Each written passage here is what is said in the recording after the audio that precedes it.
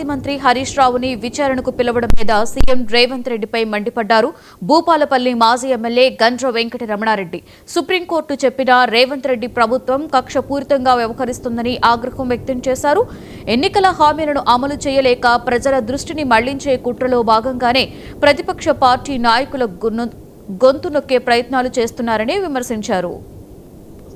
ఈరోజు phone trapping అనే అస్త్రాన్ని గతంలోనే హరీష్ రావు గారి మీద వేయాల్సినటువంటి కుట్రలన్నీ చేసిన సుప్రీంకోర్టు అతన్ని విచారించాల్సిన అవసరం లేదని చెప్పినప్పటికీ నిన్న మళ్ళీ అతన్ని విచారణకు పిలవడం ఏదైతే ఉందో ఇది పూర్తిగా ప్రతిపక్ష నాయకులను ఎదుర్కోలేక మున్సిపల్ ఎన్నికల్లో మరి ఈరోజు భారత రాష్ట్ర సమితికి ఉన్నటువంటి ప్రజాదరణ చూసి తట్టుకోలేక ఈరోజు ఇలాంటి కుచితమైనటువంటి బుద్ధితో ఆలోచన చేస్తూ ఈరోజు ఇలాంటి భయపెట్టించేటువంటి ప్రయత్నాలు చేస్తూ ఉన్నాడు.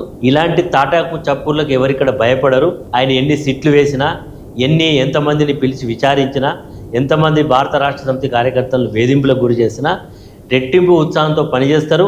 ఈ ప్రభుత్వం యొక్క మెడలు వంచి ఈ ప్రభుత్వాన్ని పదవి నుంచి దించే వరకు మరి తప్పకుండా ప్రజాపక్షంలో పోరాటం చేస్తున్న మరి హరీష్ రావు గారు పార్టీ నాయకుడిగా మరి అసెంబ్లీలో పార్టీ ఉపనాయకుడిగా ఈరోజు ప్రభుత్వం మీద అనేక మరి విషయంలో ప్రస్తావిస్తున్నప్పుడు ఉదాహరణకు మొన్న బొగ్గు సంబంధించినటువంటి కుంభకోణం దాన్ని వేల కోట్ల రూపాయలు మరి ఏ రకంగానైనా తీసుకోవాలనేటువంటి కుట్రలో భాగంగా ప్రయత్నం చేస్తే దాన్ని బయట పెడితే మరి ఈరోజు ఇలాంటివన్నీ కూడా వస్తూ ఉన్నాయి. ఇవి ఎన్ని చేసినా ప్రజాక్షేత్రంలో నుంచి కాంగ్రెస్ పార్టీ ప్రజల యొక్క దృష్టిని మరలించడానికి చేసే ప్రయత్నాలను ప్రజలు కూడా గమనిస్తున్నారు. రేపు ఏ ఎన్నిక పెట్టినా కాంగ్రెస్ పార్టీకి తప్పకుండా గుణపాఠం చెప్తారని ఈ సందర్భంగా హెచ్చరిక చేస్తున్నాం.